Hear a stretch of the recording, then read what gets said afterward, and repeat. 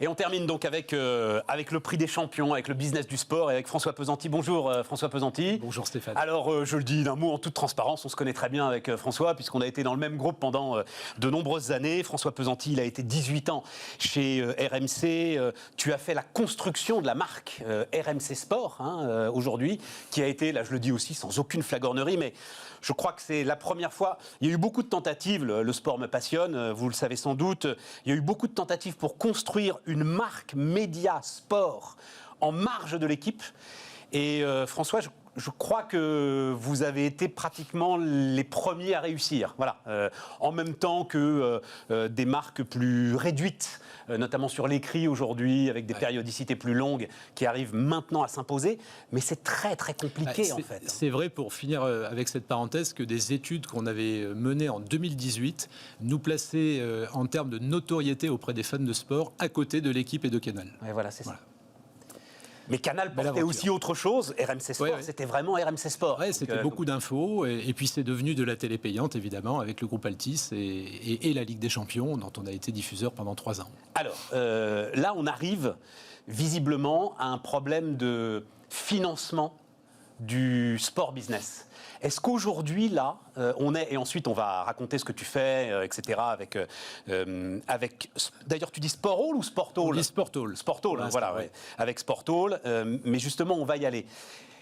Les grands sports, en tout cas en France, mais est-ce que c'est vrai ailleurs dans le monde, aujourd'hui sont en train de buter sur des problèmes de financement. Comment tu les expliques et comment est-ce qu'on arrive à résoudre cette équation ? On va décorréler le problème conjoncturel du Covid, parce que lui, il vient évidemment perturber un écosystème qui était déjà engagé par ailleurs. Sur le plan des droits télé, il y a en effet une sorte de plafond, voire de reflux, notamment en France. Alors en France, on était dans une situation d'ultra-concurrence, où, notamment avec l'émergence RMC Sport, puis de Mediapro, qui s'ajoutait à beIN Sport, à Canal, on avait une offre pléthorique de 4, voire 5 offres de Pay TV avec Eurosport, ce qui était inédit en Europe. Ça n'existait nulle part ailleurs. Et on est passé en quelques mois de cette situation à une situation de quasi-monopole de Canal qui a très bien manœuvré, qui a verrouillé le marché, qui a fait des partenariats avec beIN et avec RMC Sport notamment. Eurosport est toujours là, mais avec une logique plus internationale. Donc aujourd'hui, quand vous êtes un ayant droit, si tu as des droits à vendre aujourd'hui sur le marché, en dehors de Canal et de ses partenaires, si je puis dire, il n'y a plus grand monde. Et il n'y a plus de compétition sur le marché. Il n'y a plus de compétition. Mais parce que c'était quelque chose de profondément... Pardon, alors, c'était pas sain comme système. C'est-à-dire, l'ensemble des acteurs que tu as cités, en fait... était là pour d'autres raisons que la diffusion du sport. Altis était là pour essayer de refaire ce qu'avait raté Orange sur une sorte de couplage. Je veux essayer de donner de la valeur à mes réseaux. beIN, globalement, c'est quand même le soft power du Qatar, qu'on le veuille ou non. Voilà. Le Mediapro, on n'a jamais vraiment compris ce qu'ils faisaient là, eux-mêmes, peut-être pas. Il y a des actionnaires. Et donc, c'est là où il y a un sujet quand même, où il y a un souci. C'est-à-dire, il n'y a pas une boîte de diffusion, de valorisation de droits dont ce soit le seul job. Oui, alors c'est devenu... Bon, on peut considérer que c'est encore le métier de Canal, même si Canal devient de plus en plus un agrégateur d'applis, évidemment. C'est ça, qui fait énormément d'autres choses. Et c'est justement sur le digital qu'on va trouver ces pure players dont tu parles aujourd'hui, puisque finalement, il y a de ce fait un basculement de la télé linéaire vers le digital, en tout cas dans le monde du sport, mais je crois que ça concerne l'entertainment au sens large, évidemment. Et aujourd'hui, la plupart des ayants droit, notamment les plus petits, mais ça va monter de plus en plus haut, non plus comme refuge, si je puis dire, quand ils n'arrivent plus à vendre leurs droits à la Pay TV, qui ne peut pas s'occuper de tout le monde, que d'aller sur le digital. Et le digital est en train de reconstituer un marché. Alors le digital, c'est quoi ? C'est bon, il y a la télé linéaire d'un côté, on rappelle rapidement le contexte, la télé linéaire, elle est disponible sur la TNT ou sur les box de vos opérateurs. Et puis après, à côté de ça, il y a des applis Internet qu'on peut télécharger sans passer par une box. La plus connue étant Netflix, évidemment. Dans le domaine du sport, il y a des Netflix qui naissent un peu partout et qui se développent. Comme il y a plein de chaînes de télé qui se développent, il y a plein d'offres OTT qui se développent. Et Sport Hall fait partie de celles-là et viennent, si tu veux, à la rescousse de tous ces sports qui étaient d'un coup en manque d'exposition. Je ne parle même pas de droit télé, je parle de simple exposition pour valoriser leur compétition et leurs partenaires. On va y aller, tu vas aller chercher effectivement les sports oubliés, mais j'ai encore une question sur, on va dire, les grands sports. Les GAFA, là... Régulièrement, j'entends, mais ça me fait penser en fait aux questions qu'on posait à Orange il y a pratiquement 10 ans. J'ai l'impression qu'ils jouent avec ça comme un chat avec une petite boule de mousse. En fait, ils savent pas trop ce qu'ils... Ils peuvent mettre 200, 300, 400, 500 millions sur la table. Eux, ça leur pose aucun problème et ils n'ont pas d'enjeu de rentabilité. Et pourtant, ils y vont pas. Ou ils y vont doucement. Ils ne vont pas tellement sur le live de sport, qui est pourtant un produit télé phare, majeur. Ce sont les plus gros investissements de la télé. Ils n'y vont pas parce que d'abord, ils ont des métiers spécifiques. Netflix, c'est d'abord de la VOD, de fiction, de séries, de documentaires. Amazon, c'est une autre logique. Alors Amazon commence à rentrer. Moi, avec le foot américain d'ailleurs. Je pense qu'Amazon va devenir un grand diffuseur du sport dans les années qui viennent, peut-être y compris en France, et ce sera parmi les grands acteurs, peut-être l'un des concurrents de Canal dans les années qui viennent. Mais c'est vrai que les autres, pour l'instant, butinent, regardent, montrent beaucoup de prudence et ne se déploient pas comme ils pourraient le faire. Ils pourraient tuer le marché, en effet. Ils pourraient tout rafler. Donc pour l'instant, il y a une sorte d'attentisme de leur part. Parce que je crois aussi que ces GAFA ne peuvent pas tout faire, ils ne peuvent pas faire tous les métiers du monde, et qu'à un moment donné, eux aussi auront plutôt vocation à agréger des offres spécialisées de gens qui auront déployé des thématiques très précises, bien huilées, bien marketées, rentables, et peut-être que par la suite, ils se rapprocheront de ces gens-là. Et donc ça laisse le champ à des acteurs locaux, européens, mondiaux, et dans le streaming de vidéos de sport et de live de sport, il y a plein de catégories d'acteurs. Alors Sportall aujourd'hui c'est un acteur français qui se déploie sur la France mais qui a vocation à devenir international. Il y a des acteurs déjà internationaux comme DAZN, DAZN, c'est une offre... On le présente comme le Netflix du sport, sans que je comprenne bien ce que ça veut dire. Parce que c'est l'offre qui, au plan international, en termes de pure player, ils ne sont pas affiliés à un groupe, ils sont indépendants, et celle qui a mis le plus d'argent sur la table. Voilà, alors pour l'instant en Europe, essentiellement en Allemagne ou en Italie, beaucoup plus qu'en France. En France, ils viennent de rentrer avec une petite offre de fight, et donc ils sont assez confidentiels pour l'instant. Et donc ça laisse la place à des acteurs locaux dont je peux vous dire qu'ils sont très attendus. On discute avec beaucoup d'ayants droit de sport, de fédérations, de ligues, de clubs qui viennent parler avec nous parce qu'ils ont besoin d'un diffuseur, ils ont besoin de voir leur contenu déployé, ils ont besoin de toucher un public, de créer de la fanbase et de retrouver un modèle économique avec leur contenu. Et alors, justement, allons-y, Sportall. C'est-à-dire, tu sais, c'est idiot. Je pensais, en réfléchissant à ce que vous étiez en train de faire, aux émotions qui nous prennent autour du biathlon au moment des Jeux Olympiques. Oui. C'est-à-dire, à un moment, on se met à se passionner pour ce sport invraisemblable. C'est vrai, voilà. C'est vrai. Mais parce que, alors pardon d'utiliser ce terme, mais on y retrouve des valeurs qu'on a peut-être perdues, en fait, dans les grands sports. Oui, c'est un bon exemple. Est-ce que c'est pas ça l'une des grandes forces sur lesquelles tu vas pouvoir travailler? C'est vrai, on retrouve des gens normaux, des sportifs qui des mecs qui se déchirent. On retrouve du suspense parce que le biathlon est un mélange de force pure, celle du ski de fond, et de côté aléatoire du tir. Ça peut passer juste à côté de la cible. Donc il y a un suspense, il y a des rebondissements, il y a des dramaturgies terribles, et c'est tout ça qui fait l'essence du sport. Et c'est pour ça que dans le sport, que tu aimes beaucoup, je le sais, il y a énormément de disciplines, de champions à découvrir, qu'on ne voit plus sur les écrans. Et grâce au digital, on va les revoir. Mais on les voit plus pourquoi? On les voit plus pourquoi? Parce que ces sports n'intéressent plus personne? Ou parce qu'à un moment, ils ont raté une rencontre avec la télévision? Non, c'est parce que je crois que la télévision, notamment payante, ne peut plus s'occuper de tout comme avant. On a expliqué l'évolution du marché, donc il n'y a plus d'argent pour tout le monde.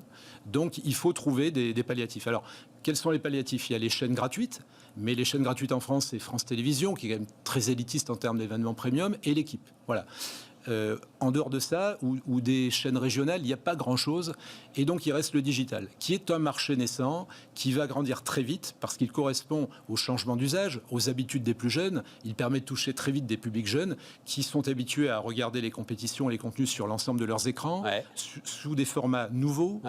Donc, tout ça est très adapté à l'évolution des usages, et va permettre au sport d'être à nouveau vu, et au sport au sens large. C'est-à-dire, aujourd'hui, le sport à la télé, on a en tête le foot, évidemment, le rugby, la Formule 1, un peu de tennis encore, voilà. Et voilà, on a vite fait le tour. Oui, absolument. Absolument. L'offre Canal, aujourd'hui, avec les meilleurs sports, elle est centrée autour de ça. Ils ont tout le premium, ok. Mais il reste 95% du sport pratiqué, y compris au haut niveau, à montrer. Il reste ces champions, ces ambassadeurs à déployer. À montrer, toi, il va falloir que tu ailles chercher de la rentabilité. Oui, donc absolument. Il va falloir que moi, j'ai beau être fan de sport, il va falloir que je paye. À un moment, il va falloir que quelqu'un paye quelque chose quelque part pour que toi, tu puisses vivre. C'est vrai. Mais on passe d'un monde où il y avait 4 chaînes de pay TV et où pour toutes les avoir, il fallait payer entre 60 et 100 euros par mois. à un monde où on va pouvoir payer précisément pour la discipline, voire la compétition qu'on a envie de voir. Ouais. Voilà. C'est-à-dire que tout le monde ne va pas payer la même chose. Chacun va payer le contenu pour lequel il est fan et celui qui va nourrir sa passion. Si je suis fan de hockey sur gazon et qu'une offre digitale me donne tout le hockey sur gazon français et mondial, ben je suis capable de payer 5 € par mois pour nourrir ma passion du hockey sur gazon au quotidien. Et toi, tu fais ton business. On ne sera pas très nombreux. Ouais, non, Voilà. bien sûr. Alors que le foot, ils seront beaucoup plus Oui, nombreux. mais sauf que toi, il va falloir les filmer. Enfin, les filmer, elles sont filmées et toi, tu as juste à récupérer des flux. Parce que, tu le sais mieux que moi, ça coûte cher de filmer des compétitions quand même. Absolument. Alors là, il y a 2 cas de figure. En tout cas, dans le métier de Sport Hall, il y a l'accompagnement des ayants droit, y compris dans leur mode de production. Et on fait comme toi ici sur ce plateau, on essaie de trouver des modes de production beaucoup plus légers qu'avant en termes de coûts. Rustique. Moi, je dis rustique. Ouais, mais voire très moderne, parce qu'on va utiliser des moyens digitaux, des caméras automatisées, de la remote production, voire des smartphones. On a plein de kits et de nouvelles solutions chez Sport Hall qui concernent aussi la production des événements, parce qu'il faut diviser les coûts par 10, par 20. Mais c'est ça. Voilà. Et ensuite, il y a des solutions de diffusion qui sont là aussi et de production de contenu qui sont très légères. Donc on est comme vous en train de réinventer nos métiers. Moi, je revis ce que je vivais avec RMC à la reprise il y a 20 ans. On était une start-up sans moyens, avec plein d'idées, mais plein de potentiel. Et ce potentiel, il faut le transformer, l'amener auprès des fans. Et si on sait le faire à des coûts raisonnables, et qu'en face, on est capable de leur proposer des coûts raisonnables aussi qui correspondent à leur niveau de passion, on sera dans le vrai. Et on va réguler le marché comme ça. Tu as déjà des pistes sur... Alors, tu as cité le hockey sur gazon, c'est peut-être pas par hasard. Non, déjà non. Attends. Et tu sais, j'ai fait mes études de journaliste à Lille. Et je peux te dire que dans le Nord, et notamment sur la côte, du côté du Touquet, etc., le hockey sur gazon, ça représente quelque chose. Absolument. Voilà. Mais ça fait partie des fédés. C'est très impressionnant d'ailleurs, le hockey sur gazon. Hein. Mais on discute avec 50 fédés actuellement. Donc on a l'ambition de mettre sur Sport Hall tous les sports. Et il y aura aussi du foot, il y aura aussi du rugby, du basket, du tennis. Mais évidemment, on n'aura pas les droits de la Ligue 1. Ouais, c'est ça, mais on va créer des compétitions. Ouais. Voilà. On veut créer un grand forum, une grande place de marché, dans lequel il y aura du gratuit, du payant, et dans lequel surtout un fan de sport pourra circuler et nourrir sa passion dans plein de domaines. Avec du live, avec de la VOD, avec du gratuit, avec du payant, avec des sports qu'il a envie de voir, des sports qu'il a envie de découvrir, avec des ambassadeurs. On va beaucoup travailler les ambassadeurs, ceux qui partent aux Jeux, ceux qui se préparent pour Tokyo, y compris chez les Paralympiques. Il y a des histoires incroyables qu'on voit peu à la télé. Encore une fois, parce que la télé ne peut pas s'occuper de tout. Et bien, sur une plateforme comme la nôtre, et il y en a d'autres, l'offre de contenu est infinie. On peut aller chercher de la VOD à l'infini. Elle est infinie, mais et il on faut peut la créer des contenus à l'infini. Elle est infinie, mais il faut la fabriquer. Et ça coûte encore un petit peu d'argent à fabriquer. Et un mot, François, parce que je sais que ça vous intéresse. On a fait à peu près les mêmes choix, c'est-à-dire qu'à un moment, là, au tournant de la cinquantaine, un peu bien tassé, on dit c'est le moment de vivre une dernière expérience. Et enfin, je te vois là, tu la vis pleinement. Oui, c'est sûr. Et moi, j'ai la conviction que alors sans doute, cadre dirigeant, cadre supérieur, etc., il faut sans doute un petit peu de sécurité matérielle, parce que tu as bien travaillé, tu as eu de la chance dans ta première carrière, mais c'est une manière de réinventer complètement le destin de sa vie professionnelle qui est incroyable et que plus de gens devraient tenter. Oui, c'est une remise en cause totale. Mais comme je l'ai dit à mes collaborateurs en partant, prendre des risques, c'est vivre. Et ça maintient en vie, ça maintient en éveil. Et tu disais c'est la dernière, je ne crois pas que ce soit la dernière, ni pour toi ni pour moi. Je pense qu'on en aura beaucoup d'autres après. Ouais. Moi je pense. Parce que la vie va très vite. C'est épuisant à faire, la vie va très vite aujourd'hui et on est en train aujourd'hui tous respectivement, avec le digital notamment, de s'ouvrir de nouveaux horizons et je pense que ces horizons sont très importants. Moi, je découvre... Il y a un truc, si j'ai une minute... Non, 40 secondes. Bon, dans un grand groupe, on est dans un tunnel. On s'occupe que de sa marque, que de son truc. Quand on sort du grand groupe, on découvre la vie. Et là, on découvre qu'il y a plein de domaines. Et dans les médias, le sport qui sont mon domaine, j'ai découvert plein de choses. Et je pense qu'il y a plein de choses à faire du coup et ça ne sera pas la dernière. François Pesanti, comment on fait? On fait sporthall.fr et on tombe sur... Ouais, ou l'appli Sport Hall, iOS, Android, voilà. Elle est gratuite. iOS, Android, elle est gratuite. Les amis, et ben voilà, on se retrouve demain pour de nouvelles aventures sur Bismart. Bonne soirée à vous.